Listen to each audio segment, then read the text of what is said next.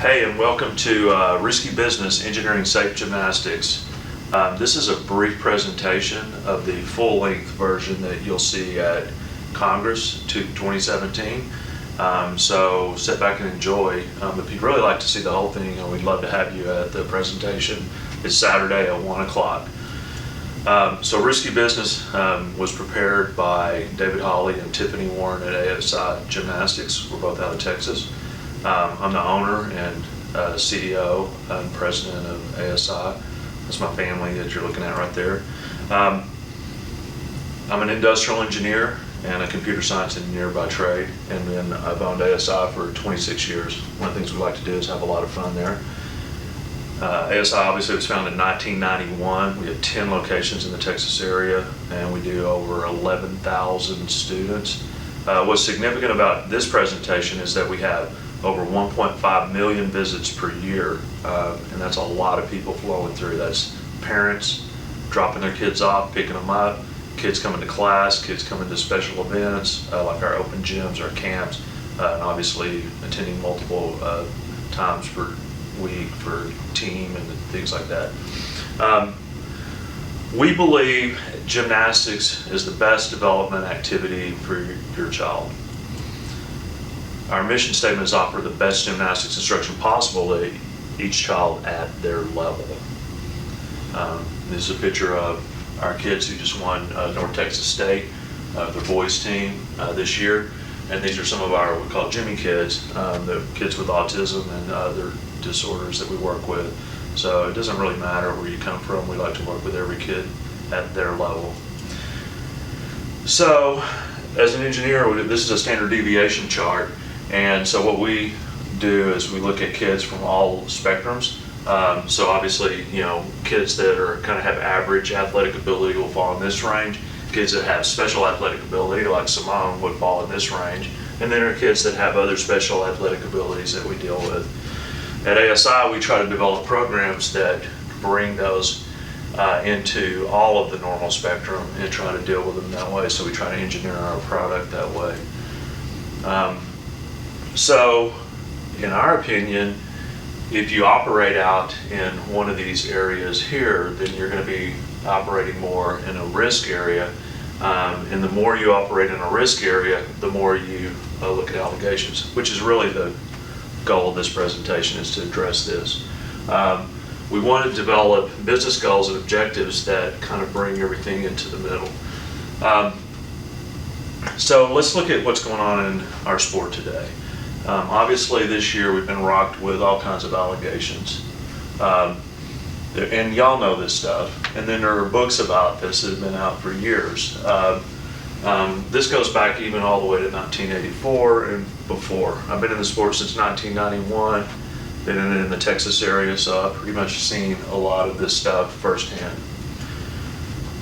Now, what is an allegation? Here are some possible allegations: verbal abuse, physical abuse, sexual molestation, poor instruction, injury, or even criminal behavior.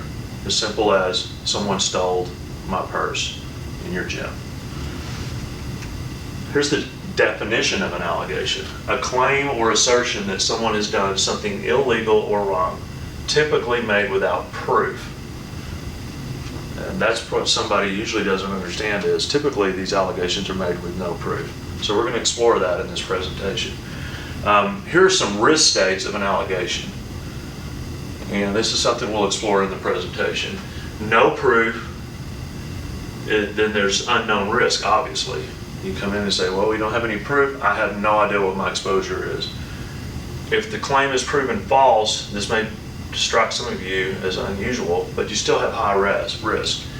Even if you have an allegation and you prove it false, there's still a lot of risk to your business. If the risk is proven true, obviously there's a lot of high risk, very high risk. Here's a definition of a risk: expose someone or something valued to danger, harm, or loss. So what are the things we value? First of all, we value people, right? So we value our team, we value the kids that go to our gym, we obviously value our family, and we value our staff. What are the things we value? We value our brand, We value our reputation. We value our relationships. We value our equity, the buildings we own, all the things we've built over the years, and obviously we value our money. We can't move forward without our money. So what are the risks, specifically in gymnastics? Lack of education, no process, call that engineering, no enforcement, lack of supervision, general and specific, and improper relationships. Improper relationships is a big topic, especially this year. Result of allegations. So if you have an allegation, these are the things that could result. Loss of reputation, brand erosion. USAG Gymnastics is very concerned about its brand erosion. ASI Gymnastics is very concerned about its brand erosion. Certainly if you operate your own gym, you should be very concerned about brand erosion. So if someone comes in and makes an allegation, it doesn't really matter if it's true or false, that's going to hurt your brand. Obviously there's financial exposure, there's a chance of prosecution, and there's potential bankruptcy. Edward Deming made this statement: if you can't describe what you're doing as a process, you don't know what you're doing. And he was kind of one of the fathers of industrial engineering. So here's some questions. Can we eliminate risk? Can we eliminate allegations? We all know the answer to that. Probably not.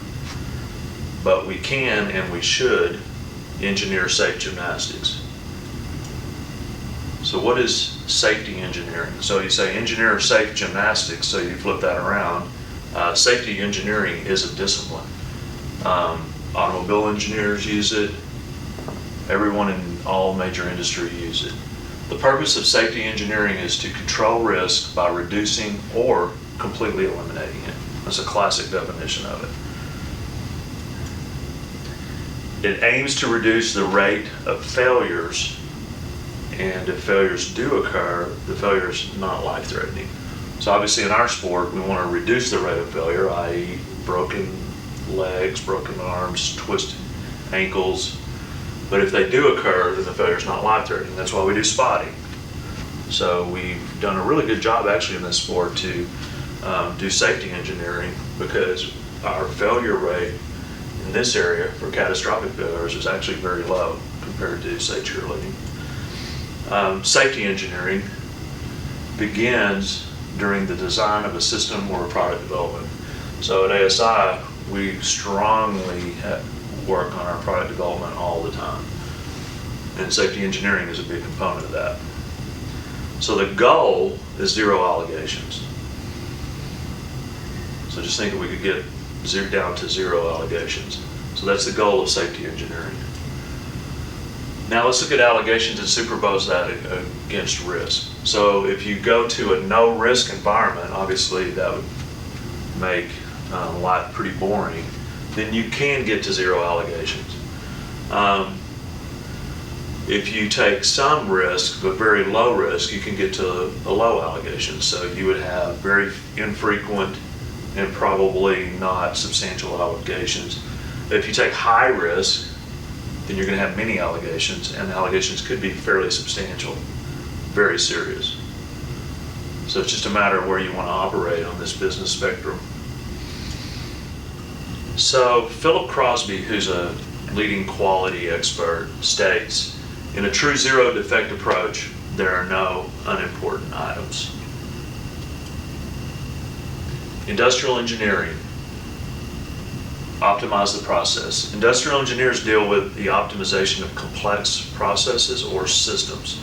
Industrial engineers work to eliminate waste, time, money, hours, energy, and other resources that do not generate value.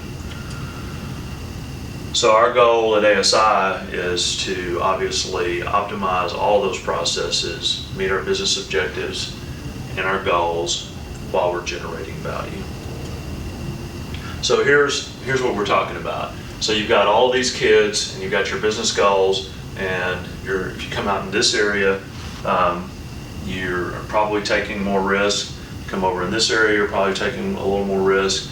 So our goals are to try to develop products and processes and systems that continue to generate value, and so that all those kids are really treated basically the same, so that you bring them into a standard normal operating process. That way they aren't even considered high risk. And if they're not considered high risk, then you should have almost no allegations. So that's what we look like we've been able to achieve at ASI, and we'll show you more of that later. So this is what our model looks like in my head, or in our head. We view all of these kids the same way as normal. The best gymnastics instruction possible to each child at their level, to us, is a normal operating business objective. And so it's our goal to generate systems and processes to manage these kids within this spectrum. So again, engineering safety at ASI Gymnastics, we've optimized general supervision, and there's a plethora of things that do that, and we'll get into that into our, the full presentation. Progressive specific supervision, incident management, and then allegations are minimized through a very aggressive member services program, and that's through our follow-up system. One thing I'd like to point out is what we call the 3 E's. So I've aggressively used this my whole career. Education, engineering, and enforcement. Everything starts with education. So if you decide, hey, I want to teach gymnastics, I want to teach girls gymnastics, I have to know what I'm doing. I've got to learn all about that. I've got to engineer my product, and then I have to have a compliance system. So I got to make sure my coaches are actually doing it the way that we've engineered it. And then you go back through education and so on, and back to engineering. This is another Deming's quote that I really love. Put a good person in a bad system, and the bad system wins. No contest. So anytime you have something going wrong, you probably have a system failure. Here's the ASI Gymnastics safety process. It's pretty basic if you look at it from this perspective. We have low, medium, and high incidents. A low, the child probably has scraped their knee or felt like they had a little boo-boo, and we treat it and they return right to activity. But we still report every one of those. Medium, possible, maybe I sprained my ankle, I think I suspected I sprained it, the child doesn't feel like continuing, we're not sure they should continue, so we send them home. A high, possible fracture, we'll enact our emergency plan, possibly call 911. Here's our follow-up process. So on low and medium, the gym calls the parent, the outcome is always documented, and the incident is closed. This is where we've been really successful at increasing our value from a parent's perspective and our reputation. Our parents love us for doing this. We could also have one that's no concern. On high, our corporate staff gets involved, our safety team, the parents, not the parents, but the gym does a thorough review, as well as our safety team. We follow up with the parents, and we're in constant contact with them all the way through that process. So everything we do at ASI is monitored by CCTV, all activities. The gym, the coach's office, kitchens, cubby area, and even the parking lot. There's our lobby. And you can see we have it set up so that I can log into any gym and check any camera at any time. This is pretty interesting. This is really kind of putting it all together. So we were founded in 1991. We had no video surveillance. From 1991 to 2000, we had 3 allegations of abuse. And these are kind of criminal allegations. We had 2 convictions. To be honest, we think those 2 convictions, the coaches were probably innocent. We had no way of proving they were innocent. We got the 3rd allegation. Coach probably was guilty, but was not convicted. So after the 3rd allegation, where I felt like the coach probably was not guilty, we installed comprehensive video surveillance systems across the board in all gyms. And so that's the way we've been operating since 2000. Since then, we've had 3 allegations of serious abuse. No charges were filed and there were no convictions. In every single one of those cases, and there have been other cases that were less serious, all of them were proven false within 24 to 48 hours by video review and by following our incident reporting and follow-up system. So our return on investment, ASI Gymnastics invests in CCTV to enhance child protection, risk management, staff education, and more importantly, our reputation. So in summary, if you want to engineer safe gymnastics, we suggest you engineer your safety process, and you should expect allegations, but your goal should be 0 allegations. And your goal should be to prove those allegations true or false as quickly as possible. Implement the 3 E's, and then generate value to your reputation. So this has been Risky Business, Engineering Safe Gymnastics. For more information, you may email David Holley or Tiffany Warren. Thanks for listening to our presentation, and hope to see you at Congress.